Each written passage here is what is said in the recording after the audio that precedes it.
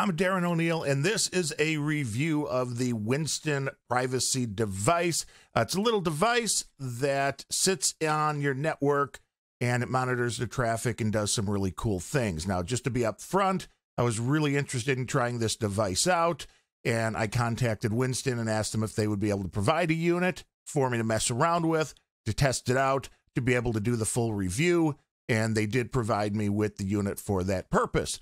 Now, the interesting thing about this device is if you're interested in keeping your privacy private, then you can do a lot of things currently without this device that would get close to what this device can do, but that would entail setting a bunch of different things up, stuff like a Pi-hole, VPN, browsers such as the Brave browser, which go out of their way to try to avoid things like fingerprinting. And you can do a piecemeal approach and do a lot of things to protect your privacy. That'll work pretty well when you're dealing with a laptop or a desktop machine. Of course, we have a ton of devices now that connect to our home networks, everything from our cell phones to cameras, to all the Internet of Things devices. I mean, light bulbs are connecting to your internet, and a lot of those are sending your information back to the mothership. And that's one thing that this Winston does really well, is that every device that's connected to it gets protected. It's a simple little hardware device. It's a little box, as you can see here. It's hooked up to my network right now, unless I pull everything out while we're doing the review. And it's very simple connections on the back. You've got an in, out when it comes to Ethernet, and a power cable. So basically, you go to your cable modem with one, and then you go out to your local area network with the other. So you got your cable modem, and then everything that's going to be connecting to it.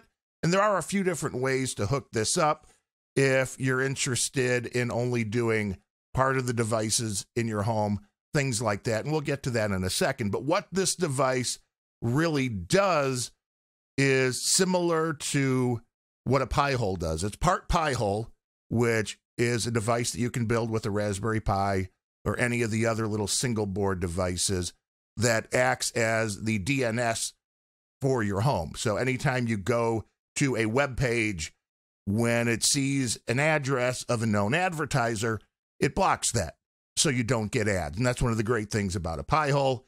It totally just ignores all of those requests. They never go to that address, so you're not tracked.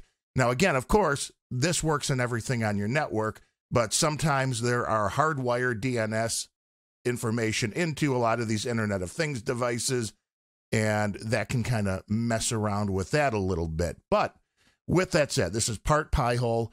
It's part VPN, but it's not really a VPN because it is a mesh network of other users who have one of these Winston devices, and it's not something you can use while streaming. When you go to do something like Netflix or Hulu, it's going to bypass this and use your connection directly. So it's not a VPN. It won't help you geolocate with stuff like that, but it will pop around and help you protect your privacy, and we'll get into that a little bit too. So it kind of part Pi-hole, it's kind of part VPN, and it's part privacy device that will try to delegitimize your browser when it comes to the information that it is sending out when you're using the internet.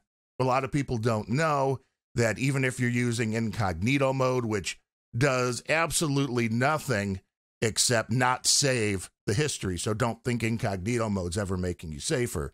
But anytime you go to a website, they're able to get information, a lot of which is through JavaScript, and you can turn that off in your browser. Unfortunately, turning off JavaScript will break a lot of websites right now, so that becomes a little bit less useful. But the amount of information that websites can get about your particular machine just from the browser, just from the information it can get from the browser, things like the screen resolution of your monitor, things like the color depth, the things like the fonts that you have installed on your machine, all added up make your machine fairly identifiable, which means it doesn't matter that you're using incognito mode. It doesn't matter that you're using a VPN.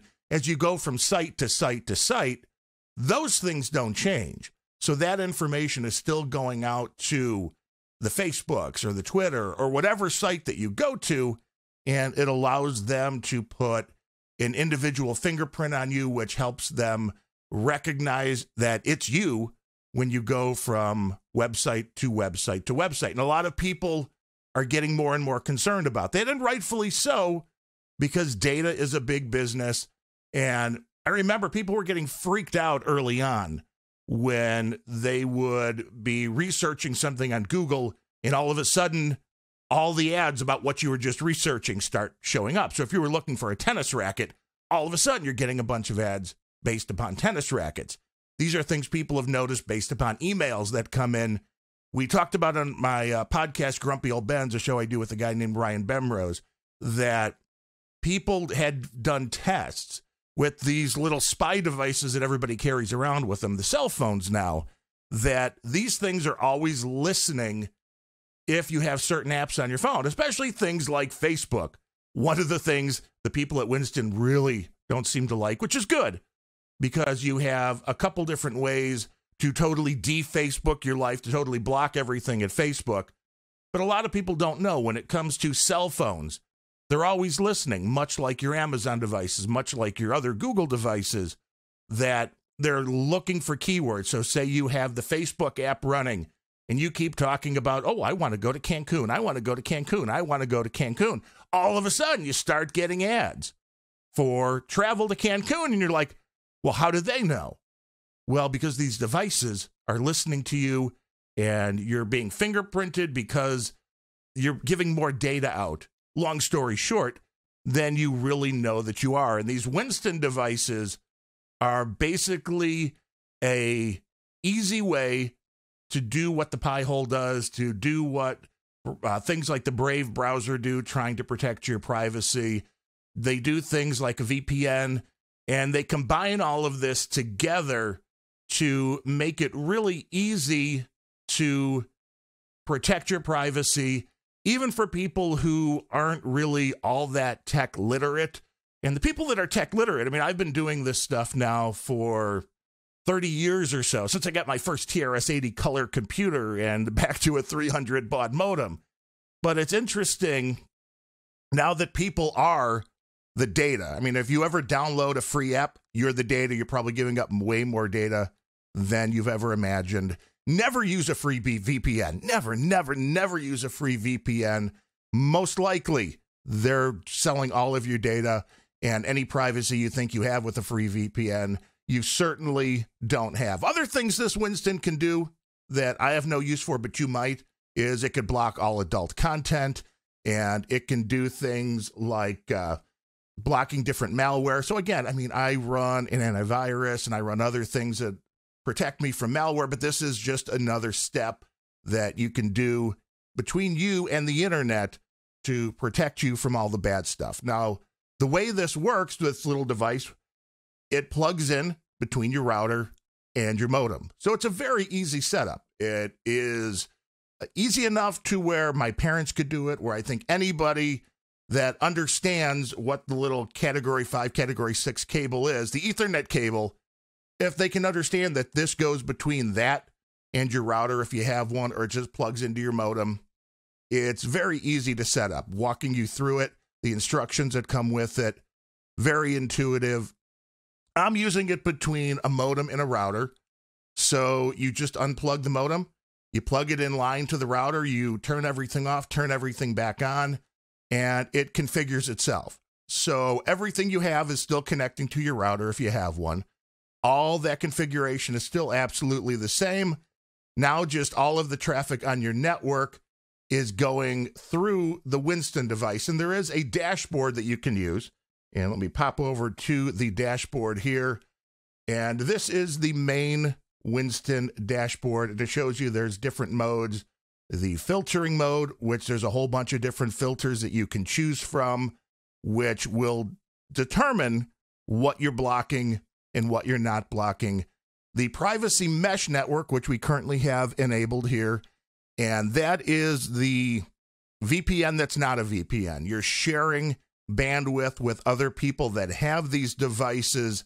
So when you go to load a web page, rather than looking like you're coming from your home network, you now look like you're coming from somebody else's network. And you connect to a bunch of different devices at a time, and that rotates, which is what this is telling you here. Network health, it's telling you how the mesh network is doing. Now, you could turn any of this stuff on or off.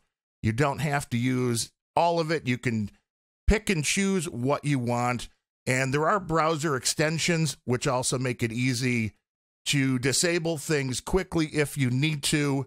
There are some sites that just simply won't work if your IP address is changing or if the cookies are being screwed with, as some of these things do. And if you notice that, then you can disable this for a minute so you can complete your whatever. If you're doing some online shopping, you may need to whitelist things like your bank's website, but I'm hoping you trust your bank enough to let them know where you currently are in the world, things like that.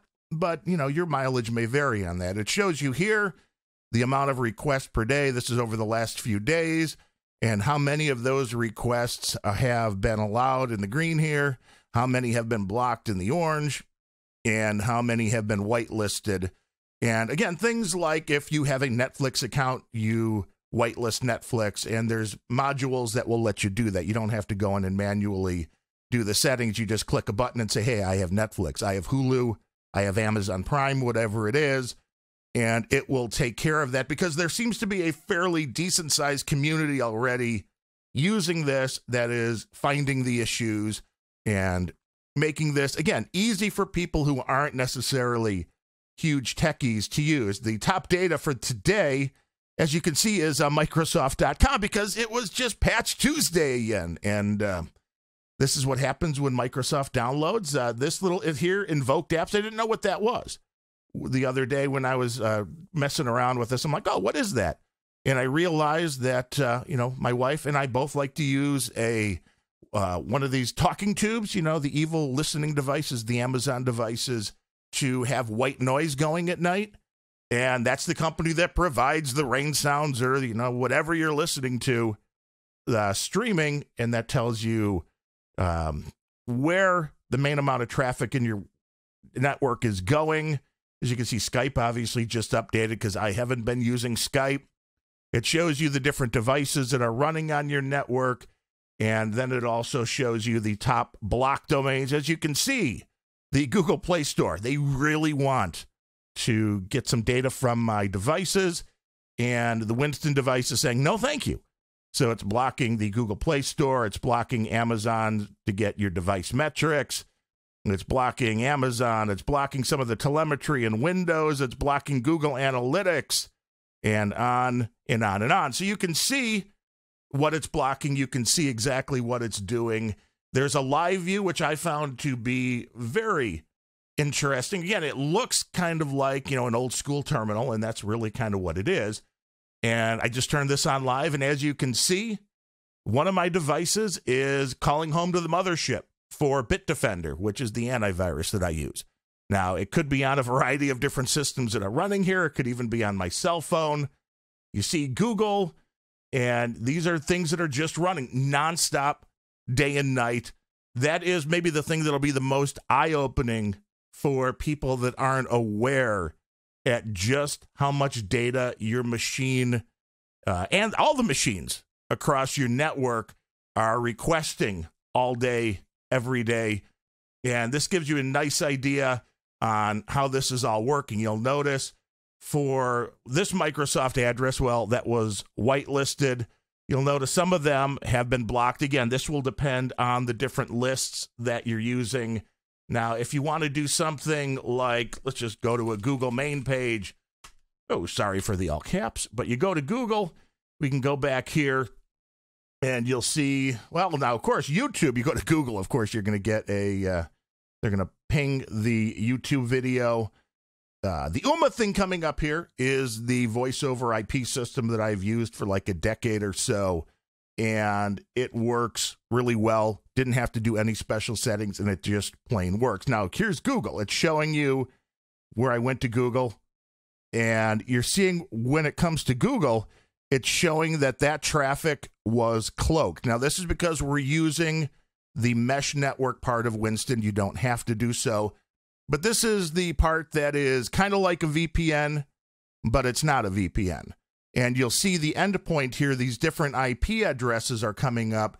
These are the IP addresses from other users who are using the Winston device. So I go to Google, and instead of coming from my IP address, and I'm just outside of Chirac here, Chicago, Illinois, and instead of coming from my IP address, it looks like it's coming from an IP address somewhere else. Now, where is that somewhere else? Well, this is what is going to vary. This privacy mesh network, it'll show you exactly what you are connected to right now. And overall, it seems to be a decent amount of the country that gets covered. These change every 10 minutes, and it'll show you what city these different devices are in. It shows you how long your device has been connected to them. It'll show you how much speed is available. It'll show you your ping to that device, how much bandwidth you have lent to those devices, and how much you have borrowed. So basically, because we're using somebody else's network, when you go to, surf the web, now what happens when somebody else is surfing the web is they're going to be using your device. So, I mean, you want to make sure that you have enough data on your plan. But the interesting thing here, again, is that if somebody is streaming, that doesn't go over the mesh network. The mesh network is only for normal web surfing, which means if you're downloading a large file, that's not going to go over the mesh network. That's going to go over your home IP address, which is why this isn't something you can use to bypass piracy controls. I mean, you can't start downloading music and movies over the Winston and think that you can protect where you are. That's not what this is for. That shouldn't be something you're doing anyway. But if you're going to do that, look into VPNs. That's where that comes in a little bit as a more reliable method of doing stuff like that. Now, the Winston is only rerouting traffic that is simple web pages, small things like that. That's the only downside to this device that I've found so far, is that when you're connected to the privacy mesh network and you want to download a file, quite often it's going to fail the first time and you have to hit it a second time, which basically tells the device that it is a download. So that's one small little blip, but overall I didn't find that to be a big enough deal that you go, well, I want to get rid of all the other privacy things that come with this. But now, again, we can see here are the different areas where we have the thing, all the different Winston devices around the country that you're connected to. You can show the different devices running on your network, and they will name them different things. I noticed they'll find things a little bit more easily, like the cell phone. It'll find things like the Roku, and it will let you do a thing like Roku. Here, this is where the Roku... Here's where the Roku's doing stuff. And I haven't been watching the Roku all day, but the Roku, well, let's just put it this way. The Roku likes to phone home a lot. And you can click the Roku button here, and you can see exactly what the Roku device, what the different IP addresses that are it's going to, where it's trying to send its traffic. And again, this will show you exactly when that stuff's been blocked, when it's been allowed to go through. We've got different block sites. You can show the top sites that have been blocked. We saw that on the little homepage of the metric, where you have Google, Amazon, the usual things. Of course, the demo for Winston Privacy, they're blocking themselves because they want to show you that it can do it. And if you want to whitelist anything, you can also do so. And that would be in the domains. You can go into here, and you can add a domain if you wanted to. You just add whatever it is. If you're looking to unblock, like I unblocked the No Agenda stream because I do a show on the No Agenda stream. I put in noagendastream.com, and it just took care of all of that. And I was really happy that this worked as well as it did, because I was able to just whitelist the sites that I need to do streaming to, and this device didn't do anything then to interfere with that. So the whitelisting seems to work really well. You've got protected, whitelist, blocklist, and clear. It's very simple when it comes to that little aspect and how you want to set things up. The different filters you can choose, this is where all the privacy comes in, and this is where you can choose from a bunch of different things. And this is where, if you buy this device, I would start slowly here and add things and do some testing to make sure that none of the websites that you go to are affected by any of these filters, because it's possible that they will be. With that said, you can then go and make those changes in the system and still keep the high level of the privacy and just allow the sites in that you want to do so. Now, it comes with these high compatibility filters, these 6. This is what most normal people would start with, just these 6 on, and this is going to take care of a vast majority of the things you want to block. Then there are more aggressive filters. I like to be more aggressive. And I noticed with the aggressive filters, the only thing testing that I found this messed with was one of the MGM casinos slot games that I'll occasionally use on the iPad. So it's possible you'll try to be using an app and it'll just keep crashing and not want to open. It's possible it's because it can't get to the mothership.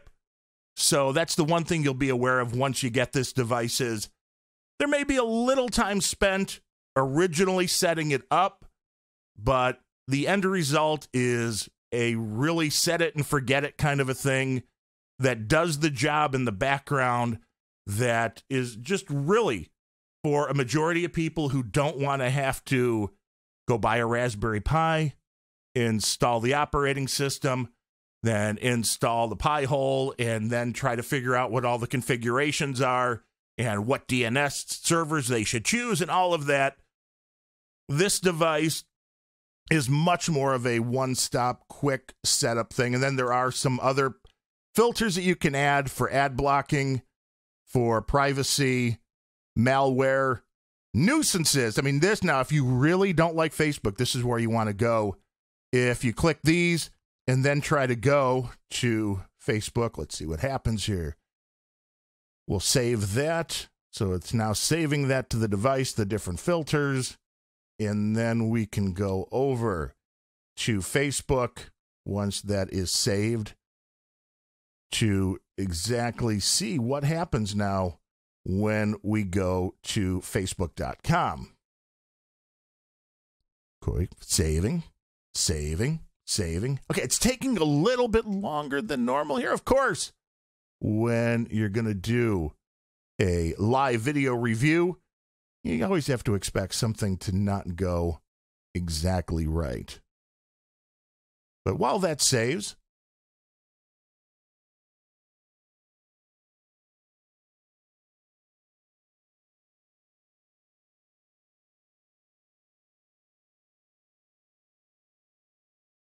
all right, there we go. Those filters finally saved. And let's see now what happens if we try to go to facebook.com. Oh, wait. That site can't be reached. That site can't be reached. So Facebook will no longer work on any of the devices that you have on your network. And most people will find that to be a feature. No more Facebook. Not only are you blocking their ads, you're blocking anything. And you can see here with these filters, there's a little question mark next to it. And this tells you blocks Facebook and everything they own from accessing your network. Now, one of the interesting things that I found when it comes to the mesh network is I've been using a VPN for years, and I mainly use NordVPN or Mulvad VPN. And I've noticed that it's getting harder and harder and harder to do some things on VPNs. Either they're totally blocked and they won't load, just like Facebook did there, but it won't load because you're on a VPN, or it won't let you do things like make purchases and that you have to jump off the VPN in order to complete whatever you're doing. And that makes sense because online retailers are trying to prevent fraud. And if something's coming from a VPN, they have less proof of who it is. And that's exactly what you want, is somebody using the VPN. But I understand that's not exactly what they're looking for. I noticed even doing things like trying to set up a new Gmail account or a new Instagram account. The error came up on Instagram especially, which was, oh, it seems like you're on an IP address that is no good. I forget the exact wording, but it was basically like, you're on a VPN, so we don't want to let you sign up for a new Instagram account because we know we can't get your information. We know we can't track down who you are signing up for this Instagram account using the Winston Privacy device, since that mesh network is using the connection of just other residential users like you. It works. They don't know that it's a VPN type system that you're using. They don't know that it's not your own IP address. So this will allow you to do things like sign up for an Instagram account without letting them know what your IP address is. So I think that is pretty cool. And we have here, let's see, we have the active clients. We showed you the block sites, privacy mesh. The modules is where you go if you use certain devices. So if you use the Adobe suite like I do, you just turn this on, and that way the Adobe suite will work without having any issues, because Adobe, they're another one who I hate it. I mean, I like the products, but the fact that they phone home all the time and it's all just really annoying. So you have to turn that on if you want to use that. But again, we can go back to the live view here and it'll start showing what the network is doing. But this is the interface, and it's pretty simple. There are some advanced settings here, which will block out our main WAN address, but it'll show you whether the Winston's enabled. It shows you the LAN address. It shows you your current address to the outside world. It shows you the different DNS settings you're using with the Winston. I use the highest privacy version. And then there's, the malware, adult and malware. So depending what you want to block, you can set the DNS up that way. It will intercept HTTP traffic. It will enable web extensions. You will have smart blocking. All these things you have complete granular control over when it comes to using the privacy mesh network as well. So it's a pretty simple dashboard, and once you get used to it, it is fairly easy to use, and it's something that, with the ability that it gives you to be able to do so many things pretty easily, I like it a lot. Now, there were a couple of questions that were on their frequently asked questions list, which I thought were interesting. One, how they handle third-party cookies. They modify and block suspicious third-party cookies while letting first-party cookies that enable websites to function. They can even identify and block trackers that are embedded into the first-party cookies. So this, again, is some of the magic that just trying to block cookies on the browser and things like that just doesn't go far enough for people who are really, really trying to get as much privacy as they can out of their network. How many devices can this handle? They say they've clocked up to 13,000 simultaneous connections on this little device, which is impressive. And the hardware that it comes with is a dual-core 1.2 gigahertz ARM A53 CPU. It's 64-bit Marvel Armada memory. It comes with 1 gig DDR4, 800 megahertz RAM. The networking interfaces, that's one thing I'd like to see maybe upgraded a little bit. It's a gigabit Ethernet on both the WAN and LAN ports, with realized throughput of speeds exceeding 500 megabits per second. And that seems to be about what you get even if you disable the Winston. If I did something wrong, Winston can let me know. But even with the Winston disabled, with this in line, my speed tests were coming down at about 500 megabits, about 520 to 530 usually. I have a gigabit connection. So this, when it's in line, was slowing things down just a little bit. And of course, it's running a Linux, I'm sure a proprietary, with all of their system in it. But there were a couple other things on the FAQ that I thought was interesting. It says, am I responsible for other users' activities that are routed through my Winston device through the privacy mesh network? Again, this is an important question because when somebody's doing something on the web, maybe it's a bit nefarious, and this ends up going through your IP address. And it says that Winston protects ordinary web traffic through the ports 80 and 443. No file sharing, no Tor, Onion protocols are used, which we've already said. All that stuff goes right through your IP address. It doesn't go to their privacy mesh network. But it said that the ordinary web traffic through the privacy mesh network is double encrypted along with the DNS, so detecting a specific Winston device would be very difficult. Of course, their terms of service prohibit the use of the Winston network for people doing illegal activities, and Winston reserves the right to terminate the service accordingly. I don't know how they would ever be able to determine that, because one thing that's great about the Winston device is that they do not have anything go to the mothership. So nothing is being sent back to them. So I don't know how they would know which device was the one at fault.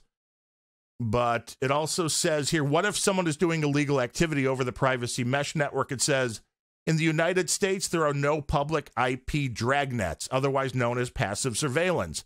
While ISPs can and do reply to subpoenas from law enforcement agencies for internet activity, these subpoenas have to be grounded in reasonable prior suspicion of illegal activity. We have communicated with several attorneys and ISPs about this. An individual who has a scrambling device on their network, such as the Winston device, will effectively shield themselves from accusations based on network-level internet activity. There may even have been legal basis for excluding internet activity as a source of evidence on the grounds that if one is actively taking steps to secure their data, it cannot simply be considered as discarded. It is thus not in the public domain, similar to the difference between burning your trash versus leaving it out on the curb for anyone to rummage through. Winston does not route protocols commonly used for copyrighted or otherwise illegal content over the privacy mesh network. If one has a need for this, they should use Tor, or a VPN or something else. But finally, you can always turn the privacy mesh feature off and still enjoy the greatly enhanced features that Winston has to offer. Does Winston log any user data, including internet activity? Well, they say no. The only data Winston collects is your purchase order and subscription information. They don't share or sell it. In the case of a legal subpoena, they would be forced to comply. But as they do not log any data, we simply don't have anything other than the order and subscription information to share. So it's an interesting device. It is not free. There is a yearly subscription. You can pay monthly, I believe. Yearly, it's $100. And I know that seems to be a big deal to some of the people I've seen commenting about this online. And I pay about $100 a month for my internet connection. I pay about $3 or $4 a month for a VPN. So the fact that this is, maybe $8 or so a month, they are providing you with the hardware as well. So, that costs something, no doubt about it, that I think for people that are concerned about privacy, for people that have a bunch of Internet of Things devices especially, or people that just don't want to have to think about the internet security. They don't want to have, like I said, a lot of this stuff you can do on your own with a Raspberry Pi or with a router that has a firmware like DDWRT or Tomato or something on it where you can run scripts and you can do different types of blocking. This lets you do it all very easily with usually just one click of a button. And if you need to disable it for a moment, you can do so. And then it gives you also a whole bunch of data about what's going on your network. And I think that is a really cool part of this as well. Or something was phoning home to CC Cleaner, and it makes you be more aware of the things that are going on your network. And when you're more aware of what's going on your network, you can find problems and you can take care of them a lot better than if you have no idea what's going on. And like I said, you can hook this device up in a couple of different ways. The day that I got it, I was worried about hooking it up to the whole network because I'm like, well, what if this slows everything down? What if this screws with a bunch of websites? My wife's going to yell at me if she can't watch Netflix while she's up spinning on the bike. And I just hooked it up to my main computer. And that was easy enough to do as well. And I realized that this device can work as long as it's in line before it hits the machine or machines that you want protected. It works perfectly. So right now, I've got it hooked up to my complete network, which means it's going my modem into the Winston, into the router, and then everything else on my network is being run through the Winston. Now, you can also do it for an individual machine if you were really just paranoid about one machine, but that would seem kind of crazy because this is better, I think, for a big network, all your Internet of Things devices and all that. But where you can do that, if you wanted to leave some of your machines off this device, you could do that quite easily as well, too. You just hook up your router as you normally would, and then use one of those LAN ports of your router to go into the Winston, and then feed another router, whether that's a wired or wireless router, and then only things on that second router would be routed through the Winston. So it's a really easy way if you want to add another sub-network to your home that all of your Internet of Things devices, all of your kids' devices, again, like I said, you can use this to block adult content and different malware. Maybe you want the kids to have a little bit more protection than you do. That would be one way to set it up as well. So as long as this device is before whatever computers come after, it'll work. It doesn't have to be your whole network. You could use it on one computer. You can set up a separate network that is split off from it. And you can do things like port forwarding and all that. So if you have to do more intensive stuff, most people never will, but it allows you to do so. And the bottom line here, again, is that it's going to make it really hard for people to track you. One, your IP address is always going to be changing. So if you buy a new Internet of Things device, again, we've heard of things crazy as light bulbs that contact the mothership constantly. Rather than that light bulb, when it goes to the mothership and says, hey, here's where I am, the IP address is going to change every time, and it's going to come from all over the United States. So the person you bought the light bulb from will have no idea where you are in the United States. Now, if you have a thing like a Ring doorbell, that's maybe good. If you have a thing like one of those thermostats, we've heard of hackers talking to children in their rooms through the baby monitor type systems. This makes that much harder to do. Your IP addresses are always changing. It's harder to track you down when you're using the mesh network. And even if you're not using the mesh network, it makes it much harder for your device to be fingerprinted. It makes it much harder for the things you're doing online to be tied to one another, which is one of the biggest ways to protect your privacy right now. Because if you go to a website and you trust them, again, like your bank, you don't care that they get all that information. Now, you don't want that information leaking to Facebook, leaking to Twitter, and all the way down the line. So overall, I'm pretty impressed with this Winston device. It's not free, but for the cost of, $2 Starbucks a month, it will protect everything on your network. They have apps. I haven't tested those out, to be fair, but they have apps that also for your cell phone. So when you're out and about, you still have the protection on them. And it's something that if you're concerned about privacy, if you want to be able to go to websites without them having your IP address, if you want to be able to not be tracked by advertisers, it's a way to do that that is really easy. It's easy to set up. And I was overall impressed by the fact that I ran into pretty much just one or two things. One of them was an app game from a casino, and another one was trying to finish off purchasing something online where they didn't like the fact, I guess, that the IP address was changing, and I get that. But otherwise, this ran seamlessly. It ran well. I didn't notice any lag, and that's the one big thing as well, is Winston promises faster browsing speeds, and I don't know if it's really faster, but kind of like a pie hole, it will make things appear faster because it's not loading all of the ads and it's not loading all those things because it's blocking them at the DNS level. So it's a pretty impressive device for what it is. And especially if you have parents that you just want to be able to get something set up to make sure that they're not being tracked, that all of their internet surfing is safe, I would recommend it. I don't think the price is too high. The hardware is included with the price of the subscription. And again, for what you would normally pay for a VPN, what you pay, it's cheaper than a month of Hulu without the commercials. So, I mean, that seems like that's a pretty nice trade-off. You get to watch a little bit of TV or you get your privacy protected.